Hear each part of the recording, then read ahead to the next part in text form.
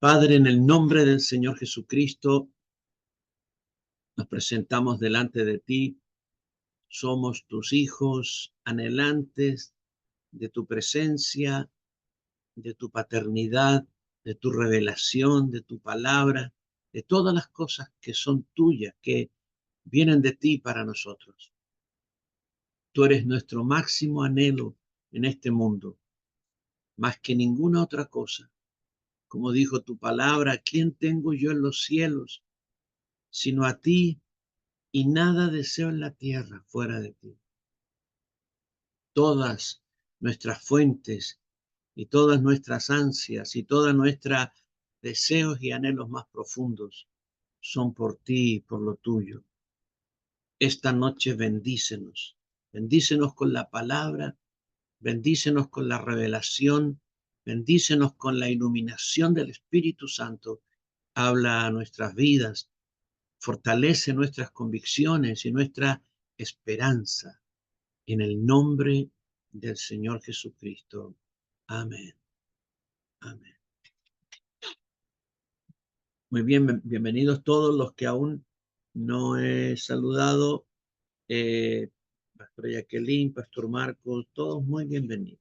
Vamos a comenzar nuestra clase de hoy. Esta es nuestra escuela Antioquía. No sé qué número vamos, eh, pero 15. ¿eh? 15. Esta es la clase número 15. Bien. Amén.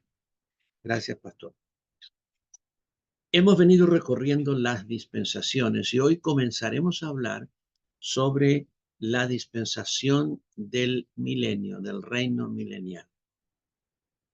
Cuando uno busca información o lee acerca, o más bien lee la Biblia para tratar de entender qué va a pasar en el reino milenial, te parece que no hay mucha información.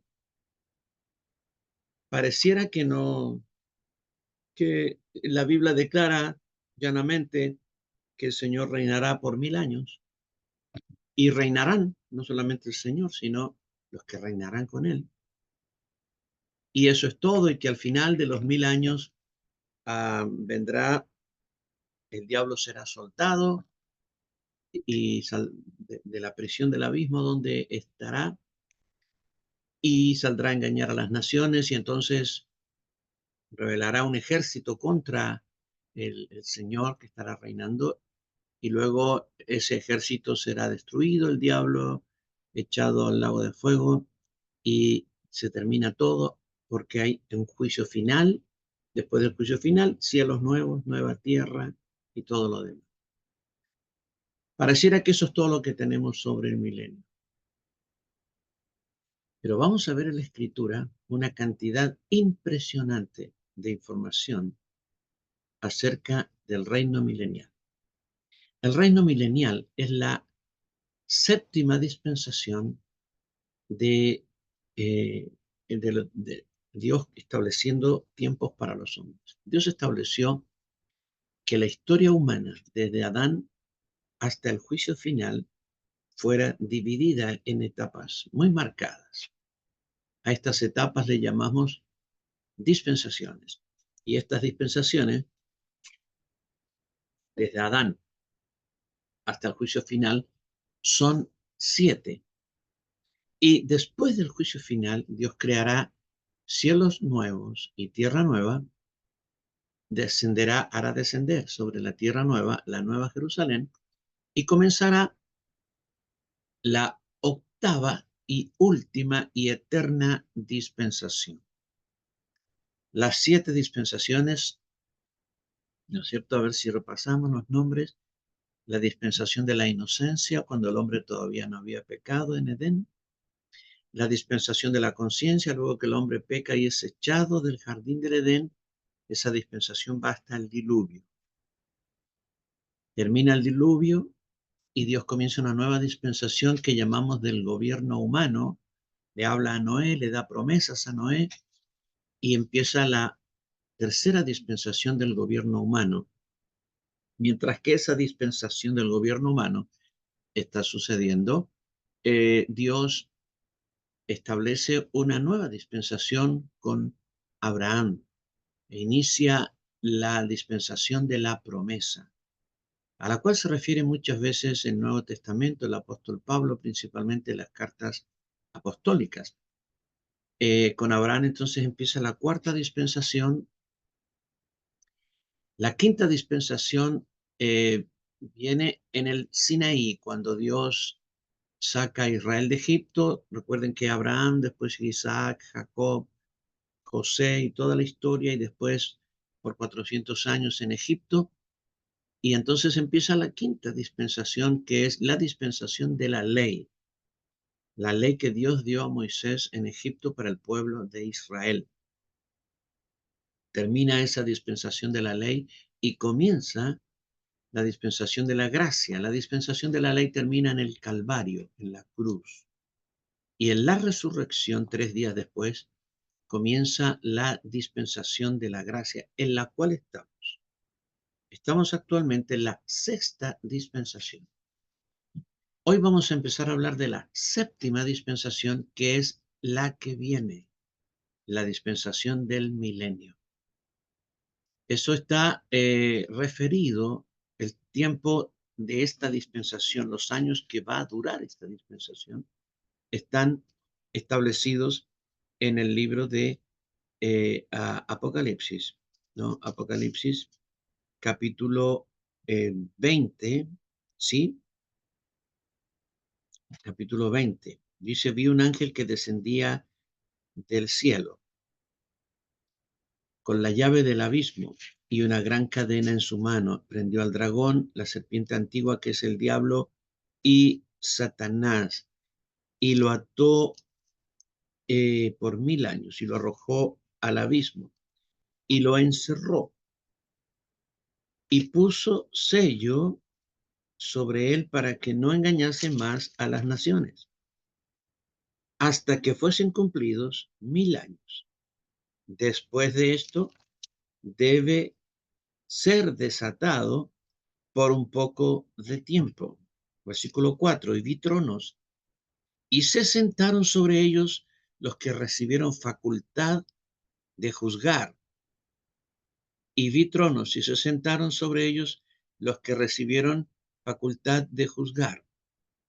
Y vi las almas de los decapitados por causa del testimonio de Jesús y por la palabra de Dios, los que no habían adorado a la bestia ni a su imagen, y que no recibieron la marca en sus frentes ni en sus manos, y vivieron y reinaron con Cristo 1000 años. Así es que en este pasaje se habla de 1000 años que el diablo va a estar atado y 1000 años que los que son de Cristo, ¿no es cierto? Los que resucitarán acá, Israel también, 1000 años de reinado del Señor sobre la tierra. Ahora, coinciden estos 1000 años en que el diablo está atado y los 1000 años del reinado milenial ocurren en el mismo tiempo. Mientras que está ocurriendo el reinado milenial acá, Satanás está cautivo en una gran prisión del inframundo que se llama el abismo. Esto es, a modo general, el asunto del tiempo del reinado de Jesús. Pensemos que hoy estamos en el año 2024, 21 de junio, comenzando el invierno 2024, y que el Señor puede venir inminentemente, en cualquier momento. ¿Podría venir esta noche, Señor? ¿Sí? ¿O en 10 años? ¿O en 5? Puede venir en cualquier momento. No hay una fecha, nadie lo sabe, solamente Dios lo sabe. Así que cualquiera que te dé fechas está presumiendo, haciendo una presunción. Tú no puedes fiarte de nadie que te dé fecha de la venida del Señor. Ustedes se acuerdan el año 2012, cuando todos decían que ese año 2012 se acababa el mundo por los mayas, por el calendario de los mayas. Incluso se hicieron películas de 2012 que algo terrible iba a pasar. No pasó nada.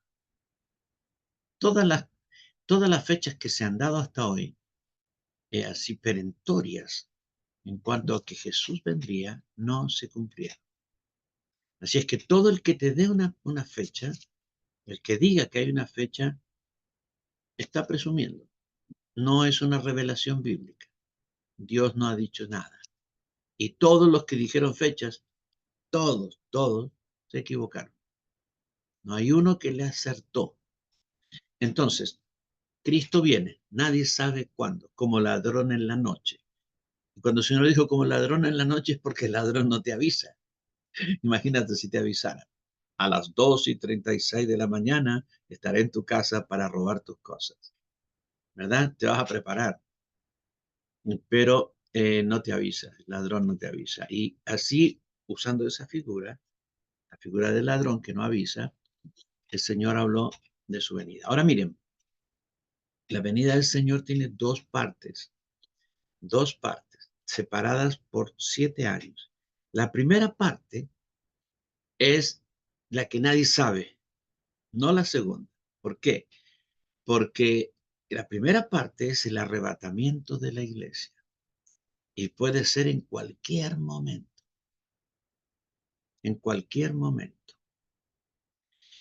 el arrebatamiento de la iglesia. Estamos esperando.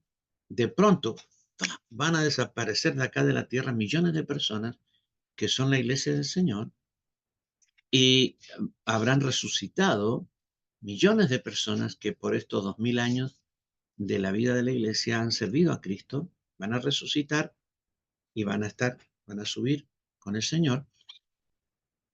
Y los que estemos, si es que estamos cuando el Señor venga a arrebatar la iglesia, los que estemos vivos, seremos transformados. Esta es la revelación bíblica. Y entonces hay resurrección de los muertos en Cristo y transformación de los que estén vivos. Por lo tanto, tú o vas a ser resucitado o vas a ser transformado. Tienes dos opciones, ¿cierto? Y eso de acuerdo al estado de vida humana en que estés.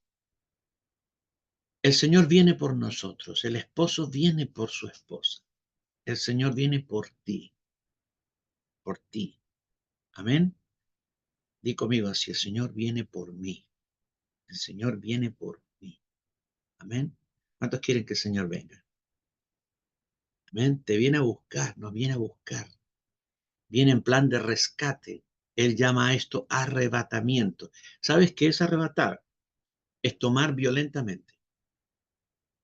Por lo tanto, no hay como una levitación que vamos a ir subiendo despacito para arriba al cielo, ¿no? Sí, así. Y todos nos van a ver y decir, chao María, acuérdate de mí, ¿no? Nada, será violento, violento, violento. Eh, Desaparecerás de aquí de la tierra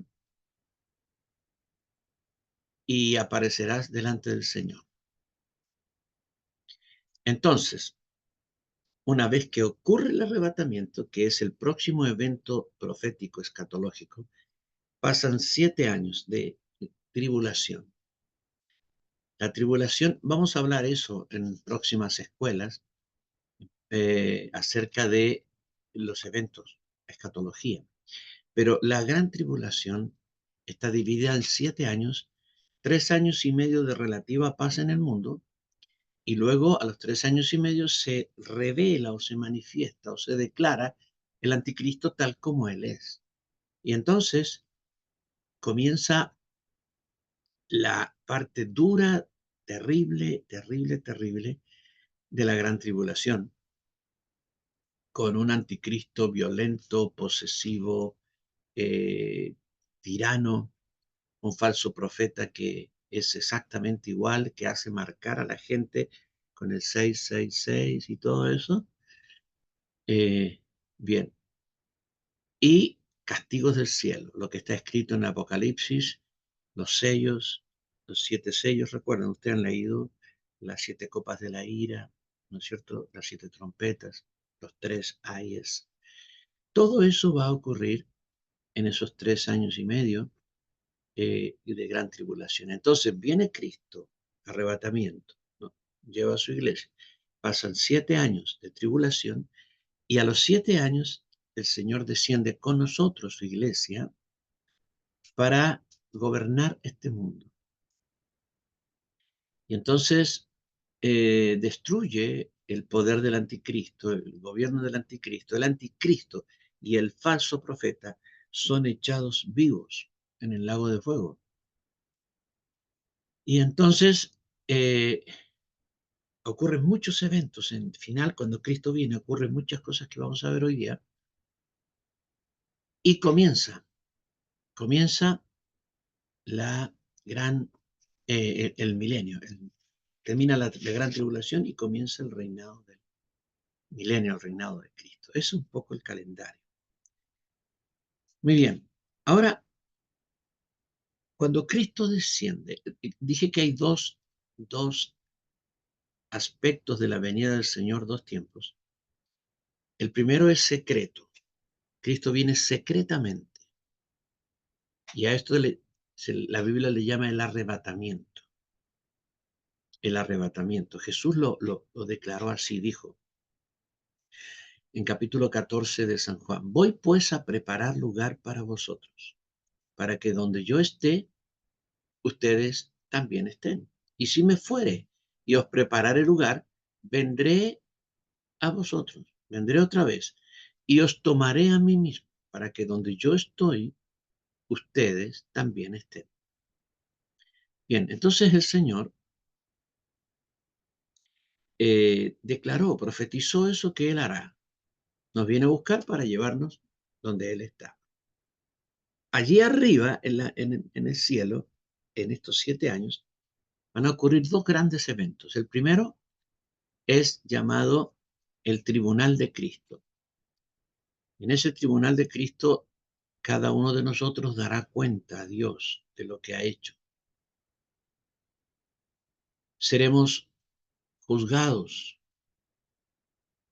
Escucha, seremos juzgados, pero no para determinar si somos salvos o no somos salvos. Esto es diferente a lo que tú ves en el juicio final, que se abrieron los libros y los hombres fueron juzgados por las cosas que estaban en los libros, ¿verdad? Y entonces los que estaban inscritos en el libro de la vida son salvos y los demás son echados al lago de fuego. Así que el juicio final es para juzgar salvación o perdición. Ese es el juicio final, en el capítulo 20 de Apocalipsis. Pero este tribunal de Cristo es un juicio para determinar si habrá o no habrá recompensas, si tendremos o no tendremos recompensas de nuestra labor. Todos los que seremos arrebatados, todos somos salvos, por eso somos arrebatados. Nadie será arrebatado sin ser salvo. Así que solo los salvos, solo los que son de Cristo son arrebatados, pero allí en el cielo hay un juicio, hay un tribunal.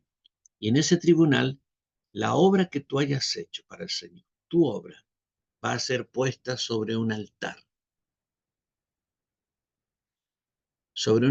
con fuego. Y el fuego va a probar la validez de esa obra. Si esa obra se quema, no queda nada de tu obra o de mi obra, seguimos siendo salvos, pero sin recompensa, sin galardón.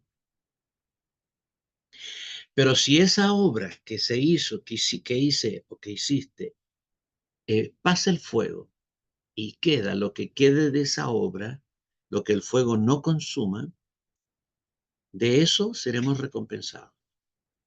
Por eso dice el apóstol Pablo, alguno edifica con madera, paja, heno. Igual se ve bonito, pero otros con oro, ¿verdad? Plata y metales que el fuego no destruye. Es un juego de juicio, de valoración de lo que hacemos. Entonces, no solamente es importante nuestra salvación, que sí lo es, pero también es importante nuestra recompensa, porque en el cielo, aunque todos somos hermanos, en el cielo no todos van a ocupar la misma posición. Y eso por causa de la obra que hayamos hecho o no hayamos hecho aquí en la tierra. Si hicimos una obra acorde a lo que el Señor esperaba, vamos a tener recompensa y vamos a tener galardones y vamos a tener posiciones. Entonces, si en el cielo tu hermano tiene una mayor posición que tú, porque él sirvió a Dios y tú no te vas a poder quejar. Vas a ser salvo, es verdad, pero tu recompensa será pequeñita. Dice la Biblia, algunos serán salvos como por fuego. Sí, gracias a Dios que el fuego no los va a quemar a ellos. Va a quemar la obra de ellos y ellos van a entrar medio chamuscados, pero van a entrar. ¿Cuántos cristianos chamuscados entrarán en el cielo? No sé. Pero un hermano me decía, yo con tal que entre en las calles, al cielo, aunque sea barrendero en las calles de oro, ¿no? Pero no se trata de eso, se trata de hacer la mejor obra, porque mira cuando dice el Señor, he aquí, yo vengo pronto. ¿Y qué más dice? Y mi galardón conmigo para recompensar a cada uno según sea su obra. Pero esa recompensa va a ser pasado el tribunal de Cristo. Bien, entonces, no, ese no es el tema porque lo vamos a hablar en algún momento, el tema del tribunal de Cristo. Pero ese es el primer evento en el cielo, mientras acá abajo, en esos 7 años, está ocurriendo la gran tribulación. Acá arriba, en el cielo, estamos pasando por el juicio, por el tribunal. Una vez que todos pasamos por el tribunal, ¿no es cierto?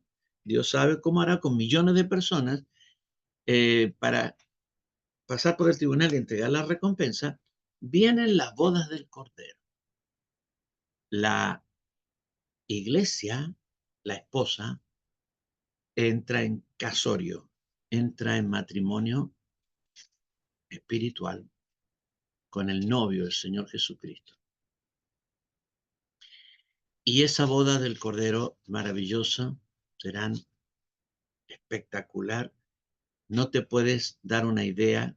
Las bodas más grandes que hay aquí en la tierra o que ha habido, viste, a veces muestran en la televisión bodas de reyes, bodas de la farándula, de gente muy rica que tiene mucha plata y que alquila una isla entera para hacer una boda y tiene toda clase de sirvientes, comida. Eso no tiene comparación con lo que serán las bodas del Cordero. Entonces, la iglesia pasa por el trono, el tribunal y luego por las bodas del Cordero y se convierte en la esposa del Cordero.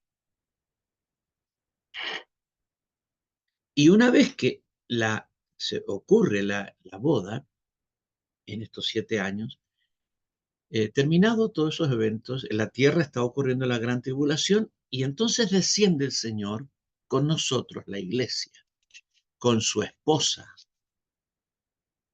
con la iglesia, y viene a reinar a este mundo.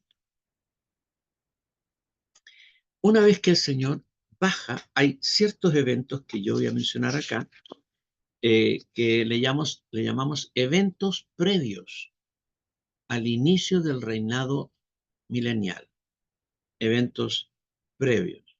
En realidad, con la venida del Señor ya se inicia el reinado porque Él toma el poder, pero primero tiene que poner en orden un montón de cosas antes de reinar. O sea, no solamente baja, pero viene a poner orden. Y hay ciertos eventos que ocurren para que ese orden pueda ser establecido y el Señor empiece a gobernar. Primero, el anticristo, voy a numerarlo así. Número uno, el anticristo. Pueden poner allí eventos previos al inicio del reinado milenial. Ese es el título. El título de este tema es La dispensación del reino milenial. Ese es el título general. La dispensación del reino milenial. Ya vimos el tema del tiempo, que son 1000 años, Y ahora vemos segundo tema, que es eventos previos al inicio del reinado milenial de Cristo. Eventos previos al inicio del reinado milenial de Cristo. Número 1. El anticristo y el falso profeta serán apresados y echados al lago de fuego, y sus ejércitos destruidos por el Señor. El anticristo y el falso profeta serán apresados y echados al lago de fuego, y sus ejércitos destruidos por el Señor. Apocalipsis 19, 11 al 21. Leo. Entonces vi el cielo abierto, y he aquí un caballo blanco, y el que lo montaba se llamaba Fiel y Verdadero, y con justicia juzga y pelea. Sus ojos eran como llama de fuego, y había en su cabeza muchas diademas, y tenía un nombre escrito que ninguno conocía sino él mismo. Estaba vestido de una ropa teñida en sangre, y su nombre es el Verbo de Dios. Este es el Señor Jesucristo. Y los ejércitos celestiales, vestidos de lino finísimo, blanco y limpio, le seguían en caballos blancos. De su boca sale una espada aguda para herir con ella a las naciones, y él las regirá con vara de hierro, y él pisa el lagar del vino, del furor y de la ira del Dios Todopoderoso.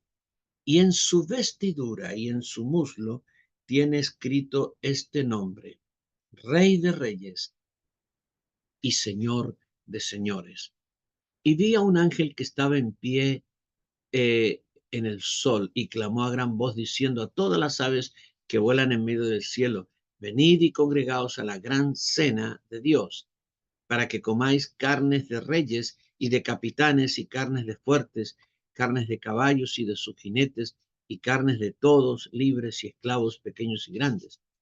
Y vi a la bestia. Este ser llamado la bestia es el anticristo. Y vi a la bestia, a los reyes de la tierra y a sus ejércitos reunidos para guerrear contra el que montaba el caballo y contra su ejército. El anticristo habrá juntado millones de personas y muchas naciones para pelear contra el Señor. Y la bestia fue apresada, el anticristo, y con ella el falso profeta, que había hecho delante de ella las señales con las cuales había engañado a los que recibieron la marca de la bestia y habían adorado su imagen. Estos dos fueron lanzados vivos dentro de un lago de fuego que arde con azufre. Y los demás fueron muertos con la espada que salía de la boca del que montaba el caballo, y todas las aves se saciaron de las carnes de ellos. Así es que este es la primera cosa que ocurre cuando el Señor desciende a la tierra. Derrota el ejército del anticristo, y el anticristo y el falso profeta son tomados vivos y lanzados al lago del fuego. Bien, la primera cosa que ocurre. La segunda,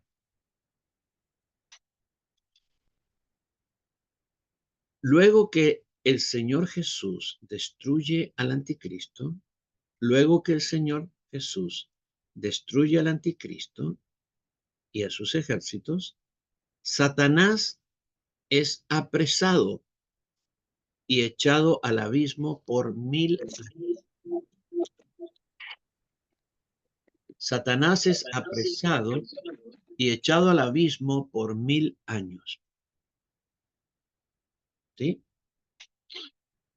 Apocalipsis 20, 1 al 3. Y vi a un ángel que descendía del cielo con la llave del abismo y una gran cadena en la mano, y prendió al dragón, la serpiente antigua, que es el diablo y Satanás, y lo ató por 1000 años, y lo arrojó al abismo y lo encerró, y puso sus sellos sobre él para que no engañase más a las naciones hasta que fuesen cumplidos 1000 años. Y después de esto debe ser desatado por un poco de tiempo. Observa acá el ángel desciende del cielo con la llave del abismo, ¿sí? Y una cadena. No se da el nombre del ángel. Tú dices el diablo es muy poderoso, es poderoso, sí, muy poderoso. Pero en cuanto a fuerza, hay ángeles que tienen más fuerza que él. Y acá el Señor no mandó una patrulla de ángeles a capturar al diablo, sino uno solo, con una cadena. Y este ángel lo tomó, lo amarró y lo lanzó al abismo. El abismo es una prisión de ángeles.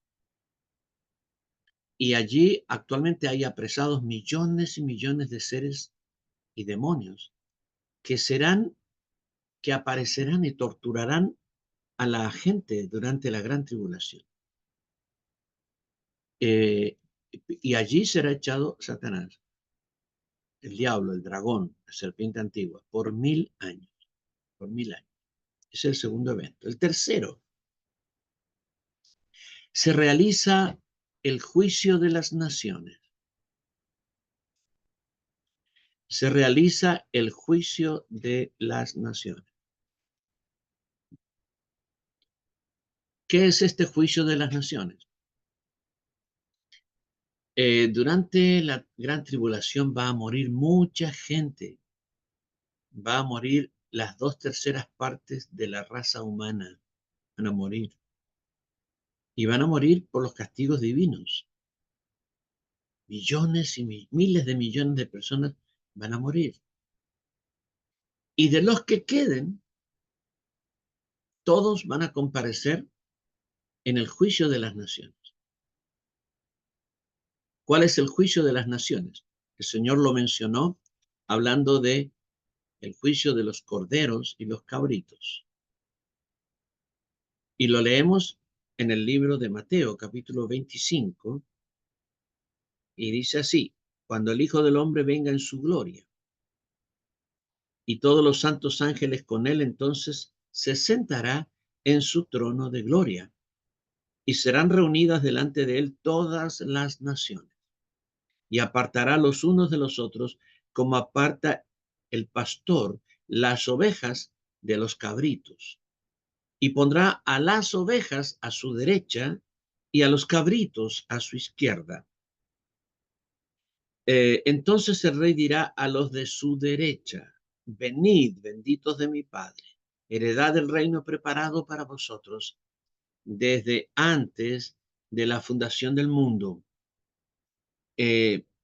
Porque tuve hambre y me disteis de comer, tuve sed y me disteis de beber, eh, eh, fui forastero y me recogisteis, estuve desnudo y me cubristeis, enfermo y me visitasteis en la cárcel y vinisteis a mí. Entonces los justos le responderán diciendo: Señor, ¿cuándo te vimos hambriento y cuándo te sustentamos, o sediento y te dimos de beber? ¿Y cuándo te vimos forastero y te recogimos, o desnudo y te cubrimos? ¿O cuando te vimos enfermo o en la cárcel y vinimos a ti? Y respondiendo el rey les dirá: de cierto os digo que en cuanto lo hicisteis a uno de estos mis hermanos más pequeños, a mí lo hicisteis. Entonces dirá también a los de la izquierda: apartaos de mí, malditos, al fuego eterno preparado para el diablo y sus ángeles, porque tuve hambre y no me disteis de comer, tuve sed y no me disteis de beber, fui forastero y no me recogisteis, estuve desnudo y no me cubristeis, enfermo y en la cárcel y no me visitasteis. Entonces también ellos le responderán diciendo: Señor, ¿cuándo te vimos hambriento, sediento, forastero, desnudo, enfermo o en la cárcel y no te servimos? Entonces les responderá diciendo: de cierto os digo, de cierto os digo, que en cuanto a mí lo hicisteis, a mí no lo hicisteis, a uno de estos más pequeños tampoco, perdón, porque de cierto os digo, en cuanto no lo hiciste a uno de estos más pequeños, tampoco a mí lo hiciste. E irán estos al castigo eterno y los justos a la vida eterna. ¿Por qué será el juicio? ¿En base a qué será el juicio? El Señor juzgará en base a cómo las naciones han tratado a Israel. Porque cuando dice uno de estos mis hermanos más pequeños, está hablando de Israel. Esto está profetizado en el libro de Joel. No lo voy a leer porque es bien extenso, pero tú puedes anotar la cita ahí, Joel 3, 1 al 3. Y Joel, mismo capítulo, del 9 al 16. En el inicio dice, porque aquí en aquellos días y en aquellos tiempos en que haré volver la cautividad de Judá y de Jerusalén, reuniré a todas las naciones y las haré descender al valle de Josafat y entraré allí en juicio con ellas a causa de mi pueblo y de Israel mi heredad, a quienes ellas esparcieron entre las naciones y repartieron mi tierra. Y sigue. Entonces, el juicio de las naciones es, Dios va a juzgar a las naciones de acuerdo a cómo trataron al pueblo de Israel. Las naciones que fueron crueles con los israelitas, las naciones que fueron antisemitas, estas naciones eh, serán apartadas, dice, irán al castigo eterno. Mira, hay naciones que tradicionalmente son antisemitas. Hoy día aquí en Latinoamérica, hay naciones que son marcadamente antisemitas por sus gobernantes, no que el pueblo, sus gobernantes. Por ejemplo, Venezuela. Venezuela, eh, el presidente Chávez, ¿recuerdas? Él dijo, yo odio a Israel con todas mis entrañas. Eso se llama odio a Israel. Y murió de cáncer intestinal. Venezuela es un país antisemita, no por el pueblo, sino por los gobernantes. Hoy día Colombia tiene un gobernante de izquierda que también es antisemita. Chile tiene un gobernante de izquierda que también es antisemita. Hay naciones que son marcadamente antisemitas. Ahora, tú ves que los musulmanes, hablemos de los musulmanes son todos antisemitas. Ellos odian a Israel y ellos buscan la destrucción, la aniquilación completa de Israel. Pero hay naciones que pese a que tienen conflictos internos, se mantienen ahí en la línea protegiendo a Israel, como es Estados Unidos, Inglaterra y algunas naciones de Europa. Pero porque tienen como un pacto implícito, no escrito, de proteger a Israel. Si nosotros fuéramos israelitas, mira, Israel está rodeado de naciones que se la quieren comer, que la quieren destruir. No es fácil vivir en Israel, con todos los conflictos que hay. Tú dices, no, la guerra en Gaza, sí. Mira, hoy día tiene guerra en Gaza, al costado, sí. Arriba, guerra con el Líbano, con la gente del Líbano. Allá los iraníes que le tiran cosas, más acá los hutíes de Qatar. Y así, rodeado. Durante eh, la guerra de los 6 días, 6 naciones. Egipto, que era la más poderosa, Siria, que también era muy poderosa, y 4 naciones más juntas pelearon contra Israel para destruirlo. Israel es un milagro. Tu existencia es un milagro, porque con todos los enemigos que tiene, tendría que estar destruido, pero no. Dios la ha levantado como una nación fuerte, fuerte y aguerrida. Entonces tenemos que entender, tú no creas mucho lo que dice la publicidad y el periodismo en este tiempo, porque el periodismo va para el lado que va para cualquier lado. Tú crees a la palabra. Nosotros somos mandados a amar a Israel, orar por Israel y apoyar los planes de Dios con Israel. Esa debe ser nuestra posición. Nosotros jamás podemos ser antisemitas, hermano, porque aquí el Señor está juzgando a las naciones y las que pasan al milenio son las naciones que apoyaron a Israel y las que van al castigo son las naciones que desampararon a Israel, desampararon a Israel. Fíjate, eh, tuve hambre, no me diste de comer, tuve sed, no me diste de beber, estuve desnudo, no me cubriste, etcétera, etcétera. Ahora el Señor juzgará a todas estas naciones en lo que se llama el juicio de las naciones. Ese es el tercer evento. El cuarto evento, estoy hablando de eventos previos al milenio. El cuarto evento es que se produce la resurrección de todos los que murieron en Cristo durante la gran tribulación.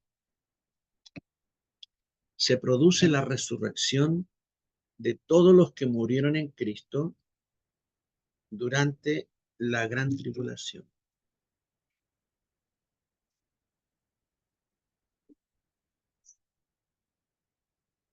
Apocalipsis 7, del 9 al 17. Después de esto miré, y he aquí una gran multitud, la cual nadie podía contar, de todas las naciones y tribus y pueblos y lenguas, que estaban delante del trono y en la presencia del Cordero, vestidos de ropas blancas y con palmas en las manos. Y clamaban a gran voz diciendo: la salvación pertenece a nuestro Dios, que está sentado en el trono y el Cordero. Y todos los ángeles estaban en pie alrededor del trono y de los ancianos y de los cuatro seres vivientes, y se postraron sobre sus rostros delante del trono y adoraron. Bueno, eh, adoraron diciendo: amén, la bendición y la gloria y la sabiduría y la acción de gracias y la honra y el poder y la fortaleza sean a nuestro Dios por los siglos de los siglos. Amén. Entonces uno de los ancianos habló diciéndome: estos que están vestidos de ropas blancas, ¿quiénes son y de dónde han venido? Yo le dije: Señor, tú lo sabes. Y él me dijo: estos son los que han salido de la gran tribulación y han lavado sus ropas y las han emblanquecido en la sangre del Cordero. Por esto están delante del trono y le sirven día y noche en su templo. Y el que está sentado sobre el trono extenderá su tabernáculo sobre ellos. Ya no tendrán hambre ni sed, y el sol no caerá más sobre ellos ni calor alguno, porque el Cordero que está en medio del trono los pastoreará y los guiará a fuentes de aguas de vida, y Dios enjugará toda lágrima de los ojos de ellos. Leemos también en el libro de Apocalipsis, capítulo 20, versículos 4 al 6. Apocalipsis 20, 4 al 6. Y vi tronos, y se sentaron sobre ellos los que recibieron facultad de juzgar. Y vi las almas de los decapitados por causa del testimonio de Jesús y por la palabra de Dios, los que no habían adorado a la bestia ni a su imagen, y que no recibieron la marca en sus frentes ni en sus manos, y vivieron y reinaron con Cristo 1000 años. Pero los otros muertos no volvieron a vivir hasta que se cumplieron 1000 años. Esta es la primera resurrección.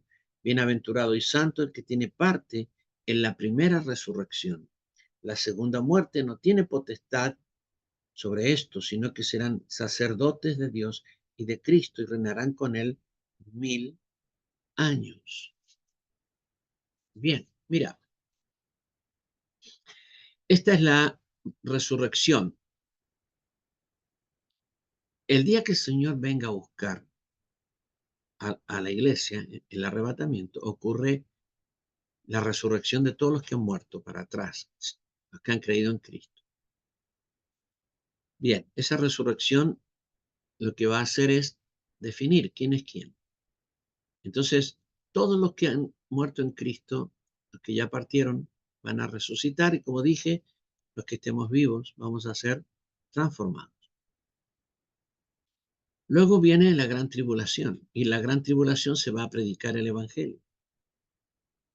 La gente que se convierta, muchos de ellos van a morir por causa de Cristo, porque va a haber gran persecución contra la iglesia. Perdón, no la iglesia, gran persecución contra los santos, así le llama la Biblia, los santos, los que tienen el testimonio de Jesucristo. El dragón va a lanzar una gran persecución contra ellos. Entre tanto, la iglesia está en el cielo, en las bodas del Cordero, ya sabemos eso, ¿verdad? Pero acá abajo hay gente convirtiéndose y hay gente también muriendo por su fe. Aquí la palabra de Dios usa la expresión decapitados, ¿sí? Decapitados por causa del testimonio de Jesús. Dice decapitados quizás por una razón. Y dice que estos decapitados han sido decapitados, valga la redundancia, porque no adoraron a la bestia ni a su imagen. Ellos van a sufrir una muerte extraña. En el tiempo antiguo, los romanos mataron a muchos cristianos crucificándolos y quemándolos. El camino a Roma a veces estaban cientos y cientos de cristianos clavados, crucificados igual que Cristo, y a veces los quemaban también. Muchos otros murieron en los circos romanos, matados por leones. Otros murieron en cárceles romanas, ¿no es cierto? Debilitados porque no les daban comida, por inanición. Pero estos, particularmente estos que no adoran la imagen de la bestia, ni reciben la marca en su frente ni en su mano, mueren decapitados. Y aquí hay como una señal interesante, porque si tú miras el mundo de hoy, y Cristo va a regresar en esta era, no en la era de los romanos ni para atrás, en esta era, ¿quiénes son los que decapitan a la gente, a los opositores? ¿Quiénes decapitan a la gente?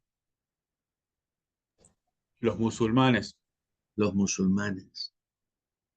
Son los únicos que hacen eso. Decapitan a la gente y cortan la cabeza.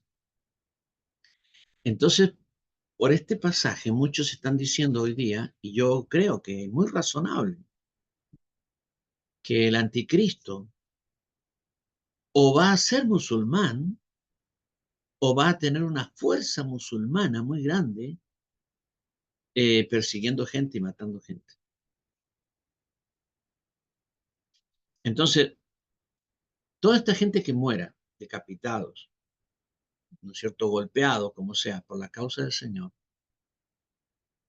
van a resucitar al final de la gran tribulación. Es decir, mira, la iglesia se va y todos los que son salvos se van. Y de ahí empiezan a morir otros que también creen en Cristo.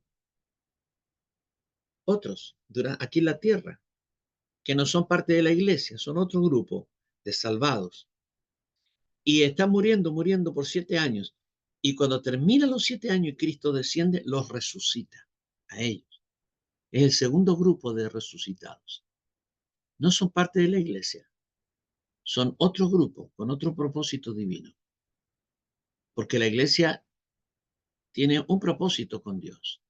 Mira, hay una cosa muy interesante y es que cuando nosotros vayamos al cielo y a la gloria, vamos a encontrar que hay muchos pueblos distintos o familias. Vamos a tener, por ejemplo, los israelitas que fueron justos, los israelitas que fueron justos eh, y que ellos sirvieron a Dios durante el tiempo de la ley y son salvos. Vamos a encontrar a David, vamos a encontrar a Juan el Bautista, vamos a encontrar a Samuel, vamos a encontrar a muchos que son del pueblo de Israel millones quizás, ¿no es cierto?, que son una familia espiritual, una familia de Dios. Pero también vas a encontrar a los que son los que fueron justos antes del milenio y que no vivieron bajo la ley, que tuvieron otra dispensación con Dios y son también otras familias divinas que tienen posiciones distintas en el cielo. La iglesia tiene un lugar especial, específico, como esposa del Cordero. Las otras familias o grupos, por eso en el libro de Hebreos, capítulo 12, el apóstol Pablo dice: ustedes han sido acercados al monte de Sión en el cielo, a la ciudad celestial, a la compañía de millares de ángeles, han sido acercados a la asamblea de los primogénitos, al grupo de los justos hechos perfectos. Está hablando de los primogénitos, los justos hechos perfectos. Está nombrando familias celestiales que son humanos salvados. Y nosotros también humanos salvados y glorificados con un propósito especial de parte del Señor. Muy bien.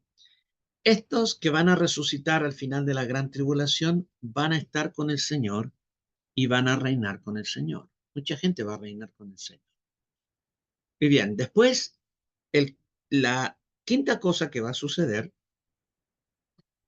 cuando Cristo venga y regrese, la quinta cosa es la conversión de Israel, la conversión nacional de Israel.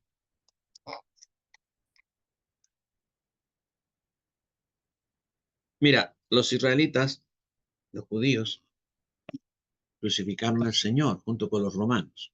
¿No es cierto? Sabemos eso. No quisieron creer.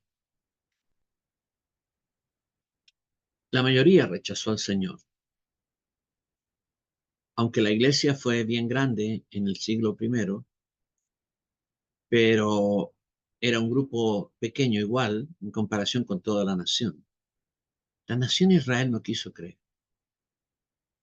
Y cuando estaban crucificando al Señor, ellos dijeron: nosotros nos hacemos responsables de la muerte de Él, que su sangre sea sobre nuestras cabezas.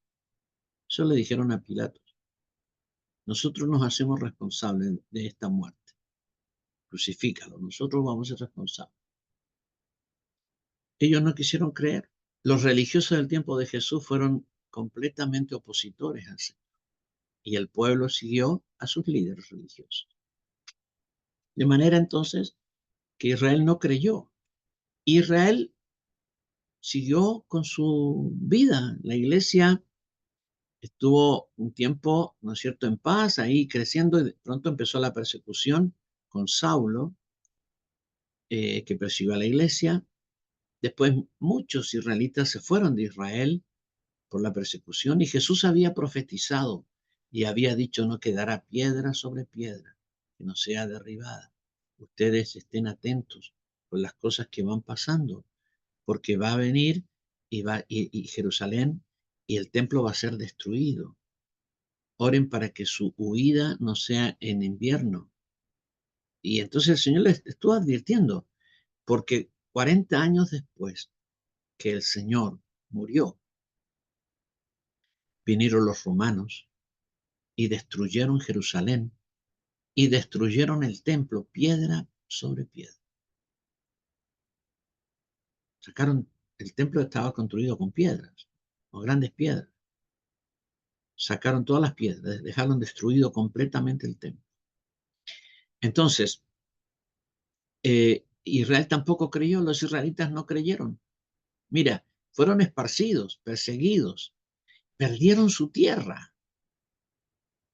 Y los israelitas que se iban a otros lugares no creían en Jesús, siguieron creyendo en la ley de Moisés. Hasta el día de hoy. Tú ves que aunque hay iglesias cristianas en Israel, porque hay cristianos israelitas en Israel, la mayoría de los israelitas o tienen la religión judía o son ateos. Esa es la realidad en Israel. Hay mucho ateísmo en Israel. Ahora, ellos no creen en Cristo, no creen que Jesús es el Mesías, no creen que Jesús es el Cristo, el Hijo de Dios enviado. No pueden creer, no lo creen. Y han rechazado por 2000 años, a pesar de todos los castigos que han tenido de Dios, han rechazado por 2000 años el mensaje del Evangelio. Entonces tú dices, ¿cuándo los israelitas se van a convertir? ¿Cuándo? Pues se van a convertir. ¿Se van a convertir cuándo? Cuando Cristo descienda, al final de la gran tribulación. Eso es lo que dice Romanos 11, 26 y 27. Dice, y luego todo Israel será salvo, como está escrito. Vendrá de Sión el libertador, que apartará de Jacob la impiedad. Y este será mi pacto con ellos cuando yo quite sus pecados. Israel será salvo, creerá en Cristo. En Isaías 1:27, Sión será rescatada con juicio y los convertidos de ella con justicia. Sión será rescatada con juicio y los convertidos de ella, los convertidos con justicia. Jeremías 24:7, hablando de Israel, y les daré corazón para que me conozcan que yo soy Jehová, y me serán por pueblo, y yo les seré a ellos por Dios, porque se volverán a mí de todo su corazón, de todo su corazón. Bien, voy a hacer un alto. Quiero felicitar al apóstol Luis Monsalve, ¿no es cierto? Uno de los hombres más grandes de la historia. Aleluya. Eh, Porque hoy está cumpliendo 95 años. No se le nota, pero apóstol Luis, felicitaciones en tus 47 años, ¿no? Que Dios te bendiga, te siga fortaleciendo en todo lo que haces para su nombre y para su gloria. Amén. Amén. Muchas gracias, apóstol. Saludos a todos, bendiciones. Muchas Amén. gracias. Amén. No se le nota a los 95, ¿eh? ¿No? Bueno, eh, Israel será salvo. Ese es el quinto punto, la conversión nacional de Israel. Todo esto está ocurriendo, las cosas que estamos mencionando, antes que empiece el milenio, ¿sí? Y de ahí en adelante empieza el milenio. Y ahora empieza entonces el punto 6. Cristo gobierna la humanidad por 1000 años.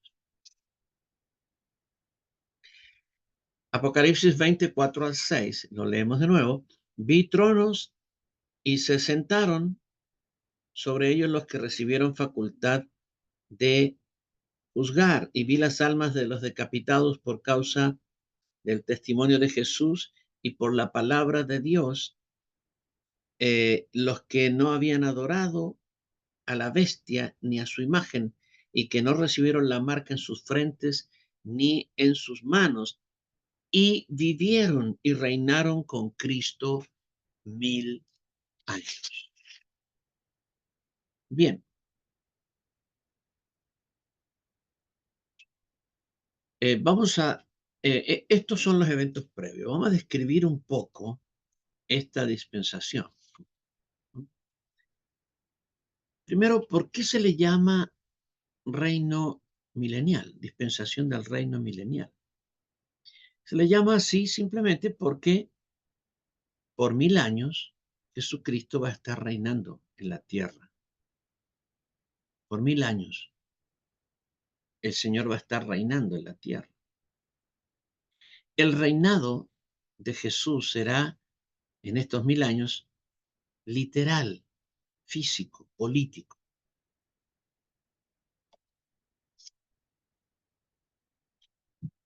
¿Reina Jesús en la tierra hoy?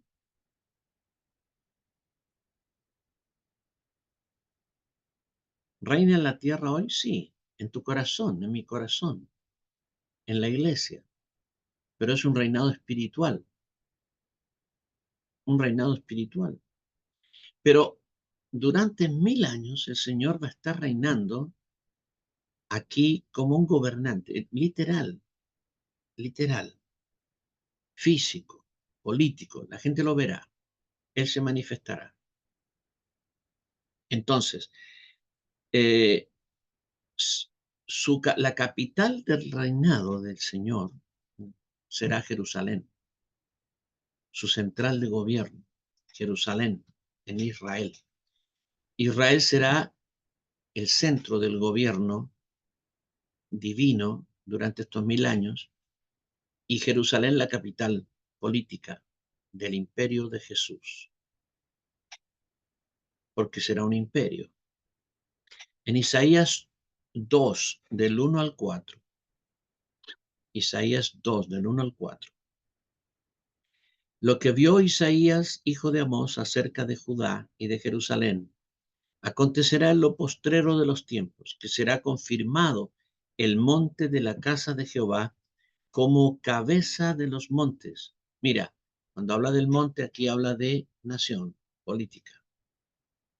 Dice, será confirmado el monte de la casa de Jehová como cabeza de los montes, y será exaltado sobre los collados y correrán a él todas las naciones.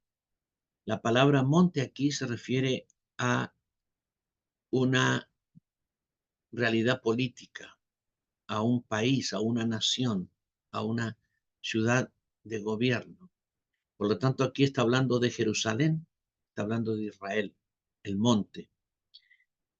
Cuando dice entonces, acontecerá en lo postrero de los tiempos que será confirmado el monte de la casa de Jehová como cabeza de los montes. Se refiere a Jerusalén. Y será exaltado sobre los collados, también naciones y pueblos y ciudades, y correrán a él todas las naciones. Está hablando de las naciones del mundo que haya en ese tiempo. Mira, voy a decir algo importante. Cuando, cuando nosotros estemos en el milenio, hay naciones que no van a existir, que actualmente existen y no van a existir. Tienes que pensar que durante la gran tribulación van a morir las 2/3 partes de los hombres de la tierra castigados por Dios, por los grandes castigos de Dios. Hoy día hay 8.000 millones de habitantes. 2/3 partes, 2/3 partes de los 8.500 millones, de los 8.000 millones que hay, va a quedar la tercera parte. Y la tercera parte de 8.000 millones, ¿cuánto es la tercera parte de 8.000 millones? Es como 2.800 millones, 2.700 millones de habitantes. 2.700 millones. 2.700 millones van a quedar, van a pasar, van a vivir, y 6.000 y 5.300 millones van a morir durante la gran tribulación. Entonces hay naciones enteras, muchas naciones que van a desaparecer como naciones. Y en el juicio, acuérdate, en el juicio de las naciones que no hayan sido naciones que apoyen a Israel, van a ser castigadas, lanzadas al castigo eterno. Por lo tanto, el mundo va a ser muy distinto. El mundo del milenio va a ser muy diferente. Hoy día tenemos una sobrepoblación del planeta, pero vamos a tener mucho menos gente. A ver si recordamos. ¿Ustedes se acuerdan cuando estábamos en la pandemia, confinados, que no salíamos a la calle? ¿Se acuerdan? ¿Se acuerdan que empezaron a venir animales a las ciudades, animales que no se ven? ¿Sí? Y que es como que la tierra estaba en paz y se veía mucho más linda, ¿no? A pesar de que nuestros países, Argentina, Chile, hay sequía todavía, pero se veía todo mucho más, como más tranquilo. Bueno, la tierra, imagínate si le sacas a la tierra 2/3 partes de los habitantes que tiene, lo que queda va a ser lo que va a vivir en el planeta. Las naciones que queden, no sabemos cuáles van a ser.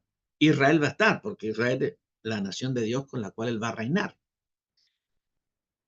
Esperemos que Argentina y Chile también estén. Pero nosotros nos da lo mismo en el fondo porque nosotros vamos a estar glorificados y gobernando con el Señor.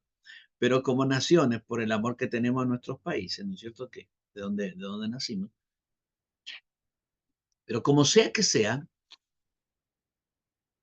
eh, esas naciones, todas esas naciones que estén, van a tener como centro político a Jerusalén.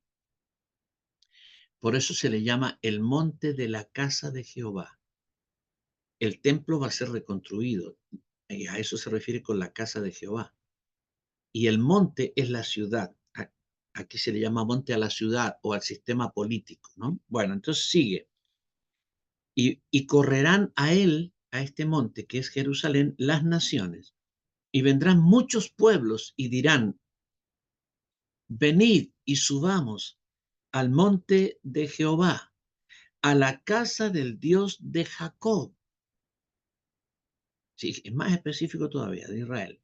Y nos enseñará sus caminos y caminaremos por sus sendas. Porque de Sión, Sión es Jerusalén, ¿no es cierto? Porque de Sión saldrá la ley y de Jerusalén la palabra de Jehová. Y juzgará entre las naciones y reprenderá a muchos pueblos y volverán sus espadas en rejas de arado y sus lanzas en hoces. No alzará espada nación contra nación, ni se adiestrarán más para la guerra. ¿Cuándo ocurrirá esto?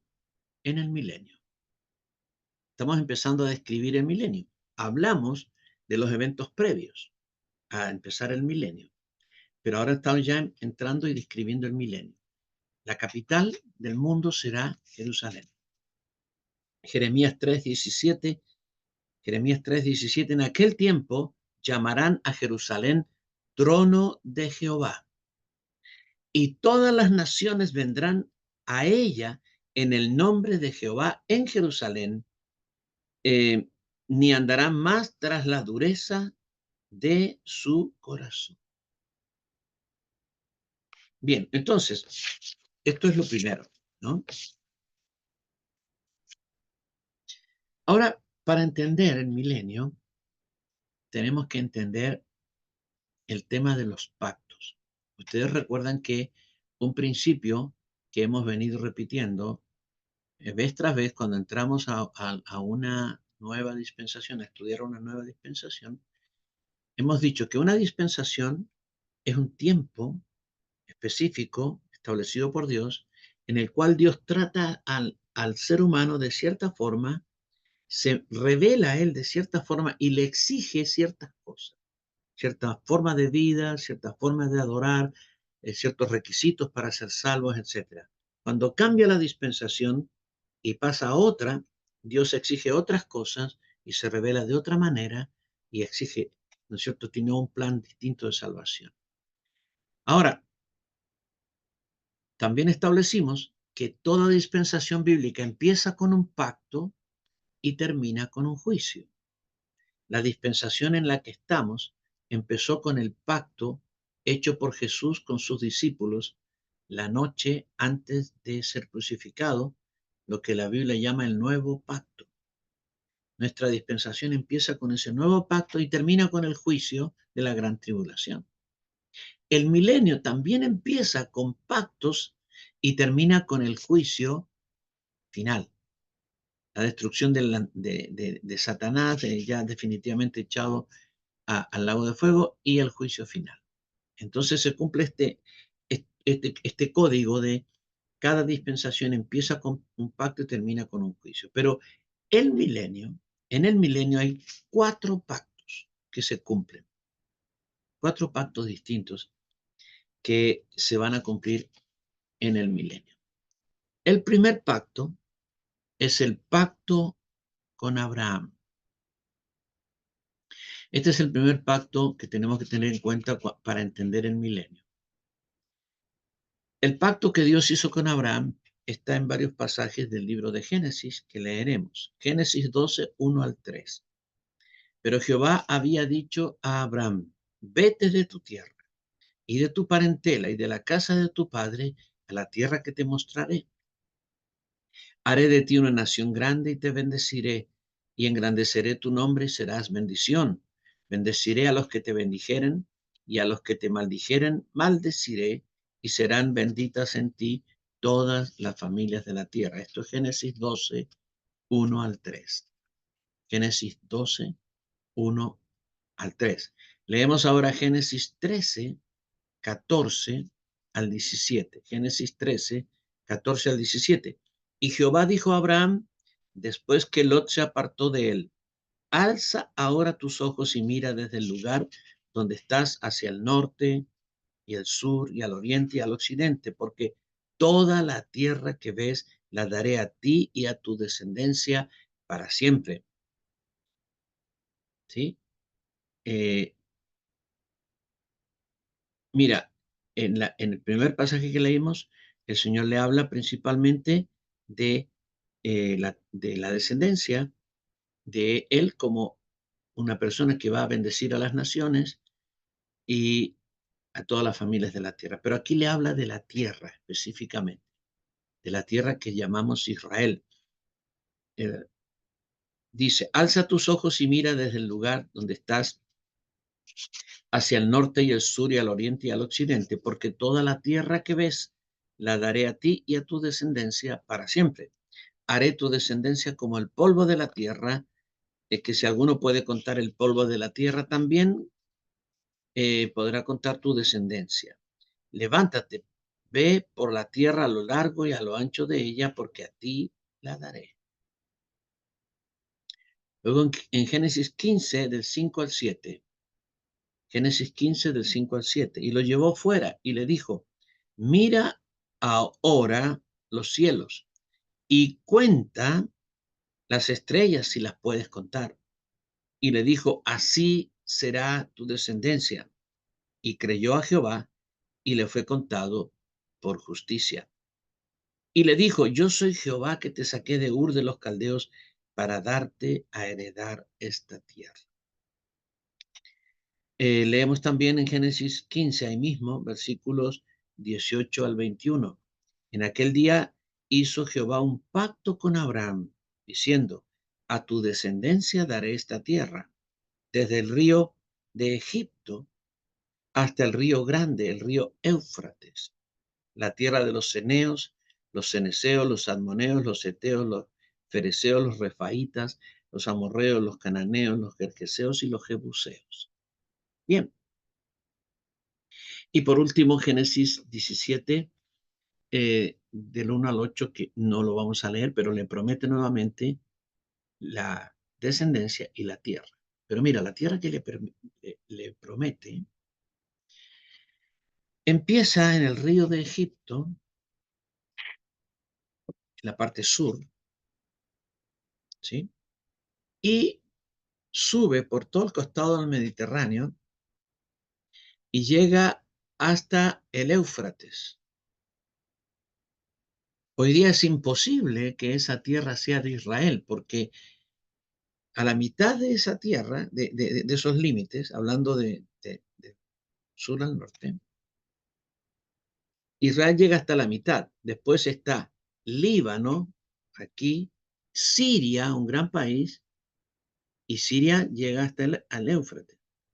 Entonces, para que Israel tenga esa tierra, tendría que ser eliminada Siria como nación y Líbano. Y hoy, no sé, ¿cómo eliminas una nación como Siria? Pero dentro de esos 5.300 millones de personas que van a morir, Siria va a ser eliminada, porque esa palabra se va a cumplir, literalmente, en el milenio. Nunca se cumplió cabalmente, pero en el milenio el territorio de Israel va a pasar para el norte y va a llegar hasta el río Éufrates, que actualmente es imposible porque habría que eliminar un par de naciones. Bueno, Dios las va a eliminar y la palabra que el Señor le dio se va a cumplir. En este pacto que Dios hizo con Abraham, Dios le promete 5 cosas a Abraham en este primer pacto, 5 cosas. Se las promete a Abraham y se las promete a su pueblo, a sus descendientes. La primera es la tierra. La primera cosa que le promete es la tierra. La segunda cosa le promete descendencia. La descendencia. La tercera le promete la bendición. Tierra, descendencia, bendición. La cuarta cosa que le promete es, hablando de esta bendición, le promete bendición, ser de bendición para todas las naciones y bendecir a los que le bendicen y que los que le maldigan sean maldecidos. O sea, él no tiene ni que maldecir, porque si alguien lo maldice a él, se está automaldiciendo. Y la maldición no vendrá sobre es lo que está diciendo Dios a Abraham. Entonces, este asunto de la maldición y la bendición que está sobre Abraham y sobre su descendencia es algo muy poderoso. Entonces, tierra, descendencia, bendición, honra. Le promete que él va a ser un hombre que va a trascender, que va a ser muy famoso, que va a ser recordado, un referente de la historia. Y en quinto lugar, le promete esta retribución. Esta retribución significa al que te bendice lo voy a bendecir y al que te maldice lo voy a maldecir. Esa es la retribución. Estas 5 cosas le prometió Dios a Abraham. Y este pacto es la base de la perpetuidad de Israel. Israel no puede ser destruido porque hay un pacto de Dios con Israel que no se ha cumplido. Israel, nadie lo puede destruir a Israel. Le pueden hacer daño, pueden casi como ha quedado a veces con un pequeño remanente, pero vuelve a levantarse. La nación no puede ser eliminada. Los musulmanes tienen una tremenda frustración y la tendrán siempre porque no pueden eliminar al más terrible enemigo que ellos odian, que se llama Israel. Entonces, Israel tiene un señalamiento divino, un propósito de Dios. Muy bien. La perpetuidad de Israel como nación, la posesión de la tierra, la herencia y la bendición de Israel en las naciones, todo eso está directamente relacionado con este pacto que Dios hizo con los israelitas. El segundo pacto, dije que hay al menos 4 pactos que Dios hizo y que tienen que ver con el milenio. El segundo pacto es llamado Pacto Palestino o Pacto de la Tierra. En realidad la palabra palestino no es buena, es una palabra que se generó siglos atrás, pero hoy día la palabra palestino tiene que ver con el pueblo que lucha, ¿no es cierto?, ahí en Gaza y todo eso, que son los llamados palestinos, los antiguos filisteos. Pero teológicamente se lo conoce como pacto palestino y el mejor nombre es pacto de la tierra. Y en este pacto Dios refrenda las promesas acerca de la tierra. En el capítulo 28 de Deuteronomio, Dios le promete a Israel que si cumplen sus mandamientos, Dios los va a bendecir, etcétera, etcétera. Pero también le promete que si ellos desobedecen los mandatos, van a ser castigados, van a ser enfermados, van a ser esparcidos, van a huir, etcétera, etcétera. Promete, eso es el capítulo de las bendiciones por la obediencia y las maldiciones por la desobediencia, capítulo 28.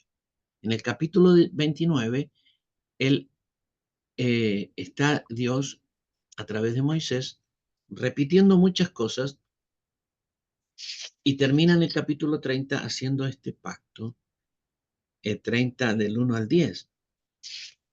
Dice, sucederá que cuando hubieran venido sobre ti todas estas cosas, castigos,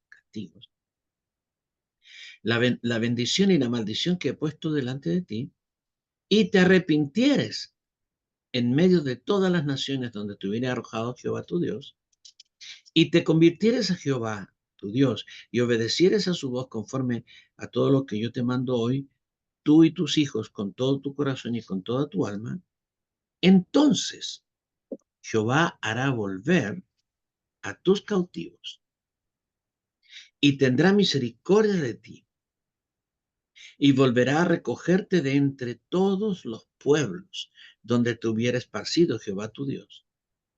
Aun cuando tus desterrados estuvieran en las partes más lejanas que hay debajo del cielo, de allí te recogerá Jehová tu Dios, de allá te tomará y te hará volver Jehová tu Dios a la tierra que heredaron tus padres, y será tuya, y será tuya. Este es el pacto de la tierra. El Señor en este pacto confirma las promesas que le dio a Abraham y a todos los descendientes, y le dice, la tierra será tuya, y te haré bien, y te multiplicaré más que a tus padres. Y circuncidará Jehová tu corazón, Jehová tu Dios tu corazón, y el corazón de tu descendencia, para que ames a Jehová tu Dios con todo tu corazón y con toda tu alma, a fin de que vivas. Y sigue hablando hasta el versículo 10. ¿Qué cosas sucederán en relación con este pacto, que es llamado el pacto de la tierra o el pacto palestino? Número 1, la nación de Israel sería arrancada de la tierra de Israel por causa de su infidelidad. Dios prometió eso, que si se portaban mal, los iba a echar de la tierra, los iba a sacar de la tierra que le dio a Abraham y a su descendiente, y así lo hizo. Y los israelitas han vivido por casi 1900 años.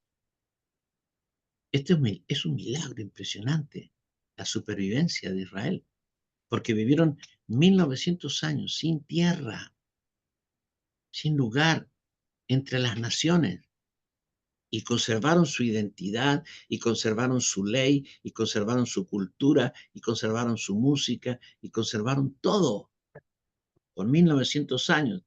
Imagínate tú que de pronto nosotros, los chilenos, los argentinos, los colombianos, fuéramos esparcidos por las naciones. ¿Cuánto tiempo conservaríamos nuestra cultura, nuestras raíces, eh, nuestras, no sé, costumbres? ¿Cuánto tiempo, cuánto tiempo lo conservaríamos? No sé si Nada. alcanzamos una o dos generaciones. Y encima perseguidos, odiados por las naciones donde iban. Pero Dios sin duda tiene algo grandioso con Israel. Y por 1900 años, viviendo perseguidos, odiados, ¿sí? Han conservado todo lo que tenían que conservar. Y hoy día Israel es nuevamente una nación. Pero Dios prometió que si pecaban en ese tiempo, ¿no? Cuando dio la ley, los iba a sacar de la tierra, lo hizo. La segunda cosa es que prometió que habría un arrepentimiento futuro, que todavía no ocurre. Habría un arrepentimiento futuro que va a ocurrir, pero todavía no, con Israel. Así que vamos a ver un avivamiento en Israel. En ese tiempo nosotros ya vamos a estar glorificados, hermanos, pero vamos a ser testigos del avivamiento de Dios en Israel. Imagínate los israelitas bajo el poder del Espíritu Santo. ¿Cómo será? Porque Pablo dice que si lo que nosotros hemos vivido, los gentiles, con tanta gloria, y este es el defecto de Israel, o nosotros entramos, ¿no es cierto? Pero Israel es un pueblo glorioso, levántese. Imagínate cómo será su restauración, hablando de la gloria. Entonces, lo que habrá en Israel será una cosa, pero jamás vista, ¿no? Ya, habrá un arrepentimiento futuro, los israelitas se van a arrepentir. Tercero, Israel será restaurado en su tierra. Dios traerá de todas las naciones a los israelitas de nuevo a su tierra. Y es lo que ha estado haciendo desde el año 1948. Mira, en Israel hay como 6 millones de personas viviendo, pero hay más israelitas, 8 millones de personas, pero hay más israelitas fuera de Israel que en Israel, todavía. Así que todavía falta que Dios traiga a todos esos, ¿no? Eso está ocurriendo, hoy día está ocurriendo. Más gente israelitas que están en el mundo se están volviendo, se están yendo, a pesar de, yo pregunto, ¿tú te irías a vivir a un país que está en medio de la guerra? Odiado por todos sus vecinos. Acá los palestinos, allá los del Líbano, más arriba los de Siria, allá los de Irán, por acá los de Qatar, por allá. Te irías a vivir y todos así con los misiles ¡fua! Contra Israel. ¿Tú te irías a vivir a un país así? Ellos lo están haciendo. Siguen emigrando judíos de todo el mundo a Israel. ¿Sabes por qué? Porque este no es un movimiento de migración humana.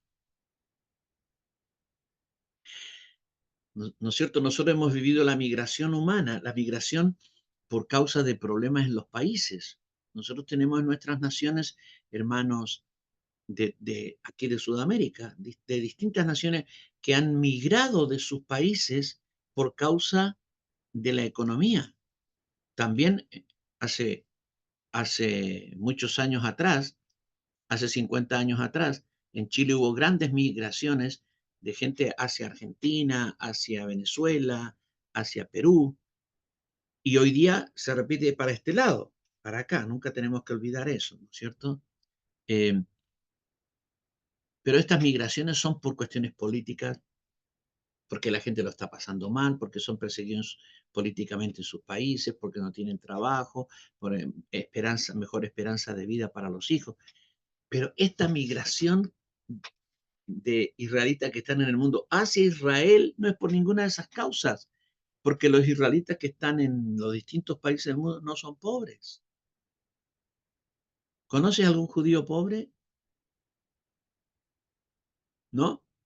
¿Cuántos conocen un judío que esté viviendo en un campamento o, o en una villa miseria en Argentina? ¿Cuántos conocen un judío que ande limpiando, ande limpiando los vidrios en la esquina? No, hermano. Ellos tienen una bendición económica, pero gigantesca.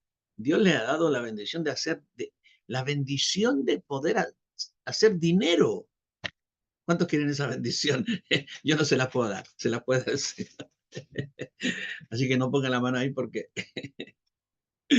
Pero ellos la tienen porque Dios se la dio. El poder de hacer dinero. Entonces, ellos no se están regresando a Israel por dinero, ni porque políticamente lo estén pasando mal en los países, porque hoy día los judíos son más respetados que antes. Pero es porque Dios está provocando este regreso. Él dijo, yo recogeré a tus cautivos, hablando de Israel, aunque estén en lo más lejano allá, bajo el sol, yo los voy a traer. No importa dónde estén los judíos, van a regresar. Y como todo esto se está acercando, te das cuenta que el Señor ya viene. Por lo tanto, nosotros tenemos que estar, venga, que venga el Señor. Señor, ven pronto, amén. Porque cuando Él viene es nuestro arrebatamiento y luego viene 7 años después, ocurren todos estos eventos que ya hablamos. Muy bien, volvemos. Israel será restaurado en su tierra. Cuarto, Israel se convertirá a Dios como nación. Ya lo vimos antes. Se convertirá, por eso dice Romanos, todo Israel será salvo. Luego que Israel se convierta, el Señor producirá en Israel un cambio de corazón, que Israel no lo ha tenido nunca. Lo vamos a ver en el cuarto pacto, pero Dios cambiará el corazón de Israel. Luego el Señor castigará a los enemigos de Israel. Y, por último, bendecirá a Israel en abundancia. Todo esto dice este segundo pacto, que es el pacto palestino o el pacto de la tierra. Vimos que cada dispensación empieza con un pacto y termina con un juicio. Aquí hay 4 pactos que dan inicio al milenio. El primero, el pacto de Dios con Abraham. Segundo, el pacto palestino. Tercero, el pacto llamado davídico. El pacto davídico. Es un pacto que Dios hizo con David, con el rey David. Con el rey David. Y en 2 de Samuel, capítulo 7, versículos 11 al 16. Ahí está el pacto davídico. 2 de Samuel 7, 11 al 16. Asimismo, Jehová te hace saber, el profeta le está hablando a David, Jehová te hace saber que él te hará casa. Cuando tus días sean cumplidos y duermas con tus padres, yo levantaré después de ti a uno de tu linaje, el cual procederá de tus entrañas, y afirmaré su reino. Él edificará casa a mi nombre, y yo afirmaré para siempre el trono de su reino. Yo le seré a él padre, y él me será a mí hijo. Si él hiciere mal, yo le castigaré con vara de hombres y con azote de hijos de hombres. Pero mi misericordia no se apartará de él, como la aparté de Saúl, al cual quité delante de ti. Y será afirmada tu casa y tu reino para siempre delante de tu rostro, y tu trono será estable eternamente. Eternamente. Este es el pacto que Dios hizo con David, de darle un reinado eterno. Sus descendientes reinarían eternamente. Este mismo pacto está en Primera de Crónicas 17, 7 al 14. ¿Sí? En Salmos, dije Primera de Crónicas 17, 7 al 14. El pacto está resumido también en Salmos 89, 3 y 4. Salmos 89, 3 y 4. Dice, hice pacto con mi escogido. Juré a David, mi siervo, diciendo, para siempre confirmaré tu descendencia y edificaré tu trono por todas las generaciones. Entonces, el Señor reinará sobre el mundo, partiendo desde Jerusalén, pero a Jesús se le llama la raíz de el león de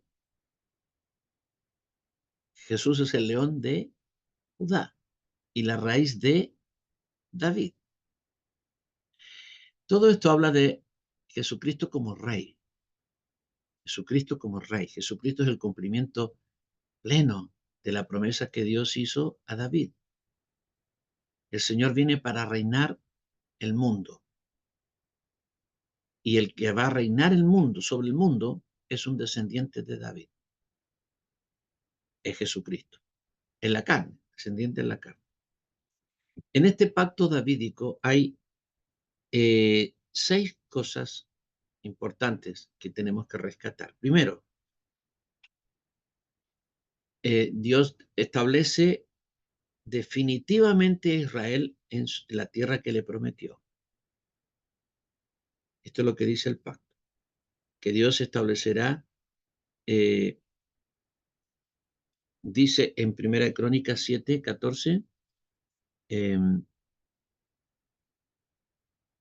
asimismo he dispuesto lugar para mi pueblo Israel y lo he plantado para que habite en el lugar que el Señor le estableció y no sea más removido, nunca más, ¿sí? Después dice, humillaré a todos tus enemigos.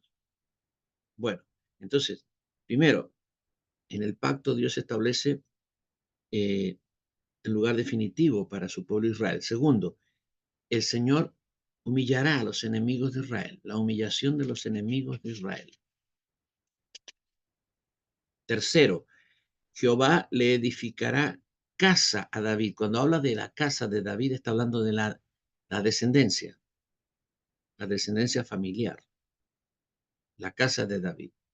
Cuando tú lees esa parte en el Antiguo Testamento, generalmente la casa de Judá, la casa de Jacob, está hablando de la descendencia. ¿No? La descendencia. No está hablando de una casita que se construyó para vivir. No, está hablando de su descendencia. Cuarto, el Señor promete en el pacto que uno de los descendientes de David le edificará templo. Se cumplió ese pacto con Salomón, primeramente, pero se cumplirá en el milenio también con Jesús. Quinto, su descendencia, la descendencia de David, es decir, Cristo, será confirmado como rey eternamente. Será confirmado como rey. Y sexto, el trono del reinado de Cristo será firme para siempre, para siempre. Muy bien. Aquí hay tres pactos. El pacto que Dios hizo con Abraham, que se cumple ahora cabalmente en el milenio. Segundo, el pacto palestino, el pacto de la tierra, que también se cumple en el milenio. El tercer pacto, el pacto davídico, el pacto del reinado del gobierno, que se cumple en el milenio. Y ahora viene el cuarto pacto, que entra en vigor para Israel en el milenio. ¿Cuál es? El nuevo pacto. El nuevo pacto. En Jeremías 31, del 31 al 34, dice, aquí vienen días, dice Jehová, en los cuales haré nuevo pacto con la casa de Israel y con la casa de Judá.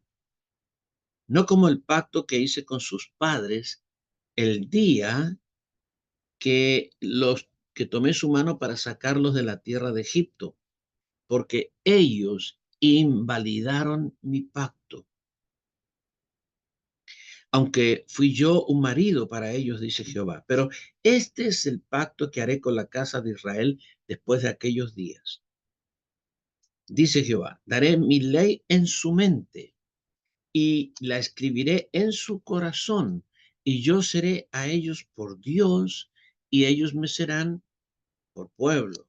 Y no enseñará más ninguno a su prójimo, ni ninguno a su hermano, diciendo, conoce a Jehová, porque todos me conocerán, desde el más pequeño de ellos hasta el más grande, dice Jehová, porque perdonaré la maldad de ellos y no me acordaré más de su pecado.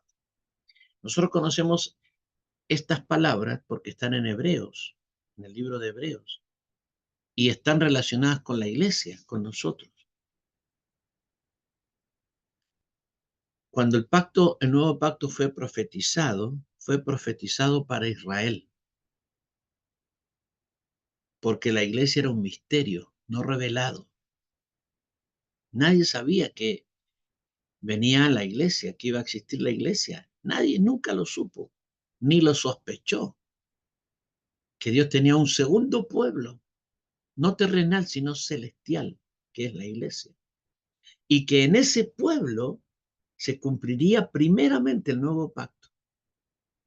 Entonces, cuando leían del antiguo pacto, de este nuevo pacto, todos leían, pensaban todos en Israel, porque dice, haré un pacto con la casa de Israel, con la casa de Judá. Y efectivamente, Dios tiene un pacto que todavía no se cumple con Israel y con Judá.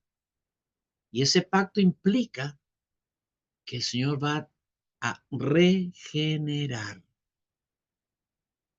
al pueblo de Israel, el corazón de ellos. Los va a cambiar y va a enviar su espíritu y va a escribir en el corazón de ellos sus leyes, sus palabras, igual que en nosotros.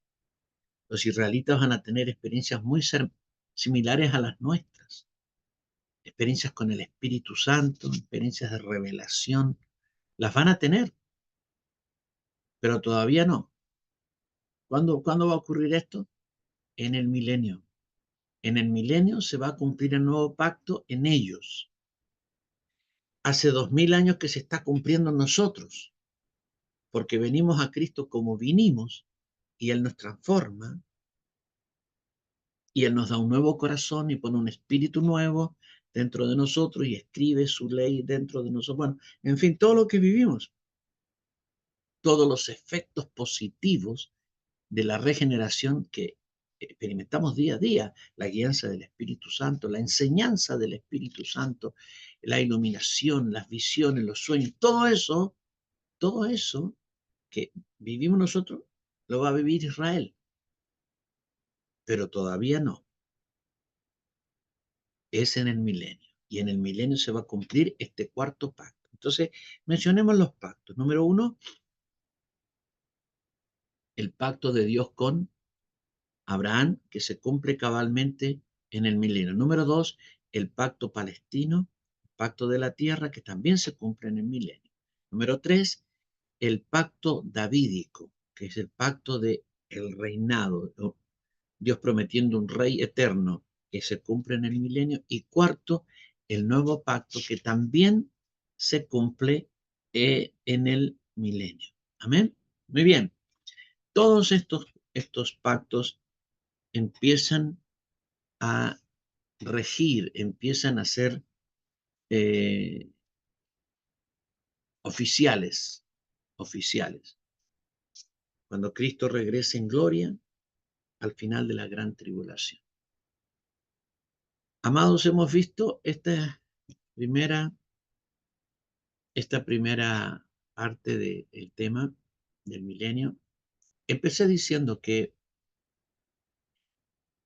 cuando nosotros leemos rápidamente la Biblia y buscamos sobre el milenio, nos parece que hay muy poca información, pero en realidad hay muchísima información bíblica, revelación acerca de cómo va a ser el milenio. Y hemos comenzado a verlo. Lo vamos a ir viendo paso a paso en la próxima Escuela Antioquía. No se la pierdan. Amén.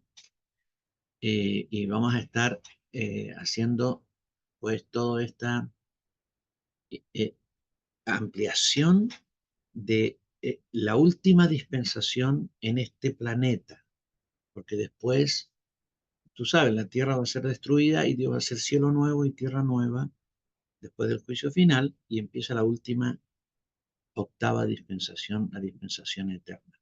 Es importante que tengamos claro cómo va a ser lo que viene para adelante. La historia es lo que hay atrás. La escatología es lo que está adelante, lo que está revelado que Dios va a hacer.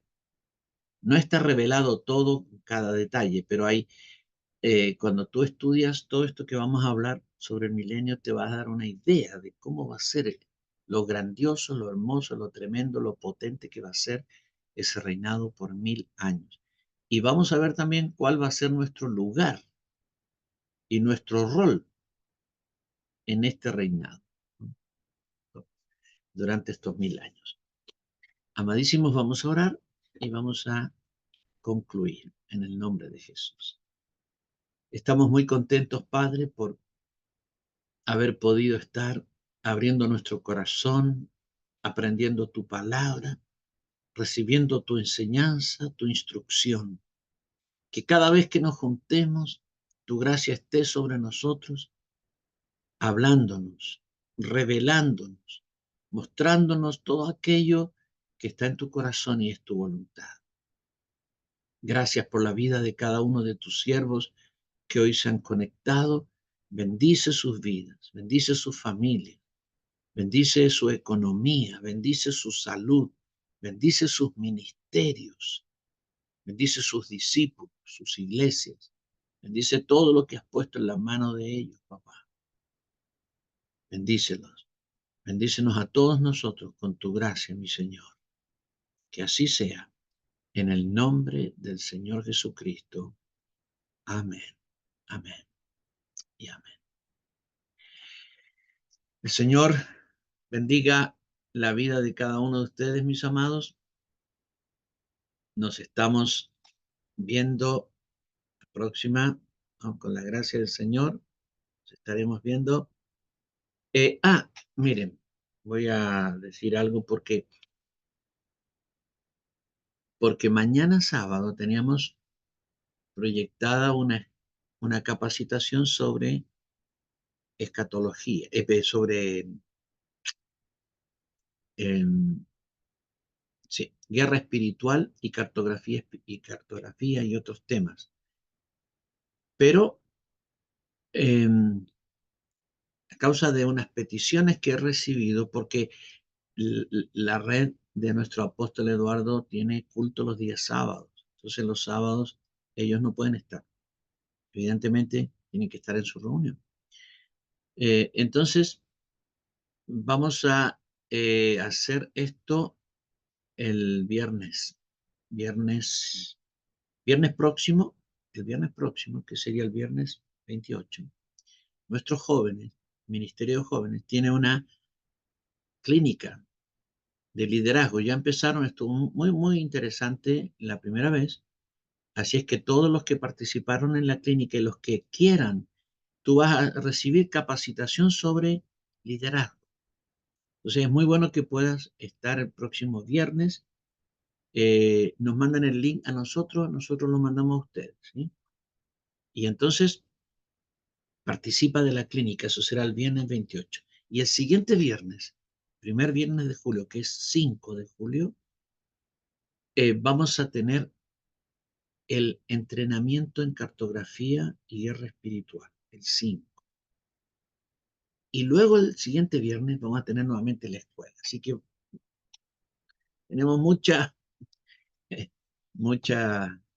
capacitación de distintos modos.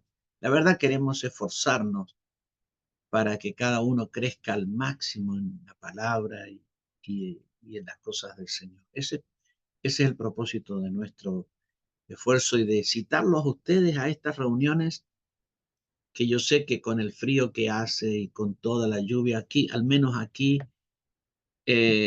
usted quisiera estar comiéndose unas sopaipillas pasadas, un cafecito, ¿no?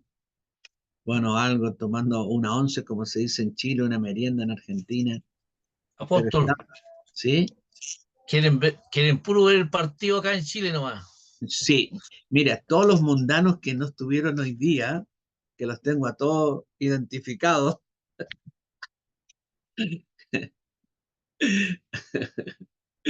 bueno, oren para que gane Perú, para que el Señor le haga así la cara, ¿no? No, por favor, no oren en esa dirección porque ustedes son poderosos orando, así que mejor no oren nada. Dejen que, yo tenía un hermano que ustedes lo conocen, cuando era chico, mi hermano Lucas, un día Chile estaba jugando el año 1962, aquí en Chile estaba el campeonato mundial, y él estaba orando, él hizo una oración, porque había un delantero que se llamaba Leonel Sánchez, ¿sí? Los que saben, y él oraba y decía, Señor, enderézale la pata a Leonel Sánchez para que meta los goles. No sé si le contestó el Señor la oración o no, pero ¿se puede ser futbolero y ser cristiano?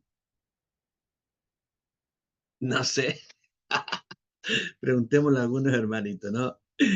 Pero no está mal que te guste un equipo, eh, que te guste un equipo, con tal que no seas fanático y deje las cosas del Señor por el fútbol, ¿no? Amén. ¿Está claro eso? Bien. Muy bien. Que el Señor me los bendiga ricamente a todos, a todos, a todos. Un abrazo Amén. para cada uno en el nombre de Jesús. Amén. Bueno, a mí el apóstol me va a amonestar porque yo soy futbolera. ¡Ay, Lida! Lida, cuando juegue Colombia, no sé qué va a pasar. Voy a Bueno. esperar Colombia-Chile o Colombia-Argentina para verlo ustedes. Apóstol Laura y Pastor. Bueno, Dios les bendiga ricamente. Amén. Amén. Chao. Chao. Bendiciones. Chao, chao.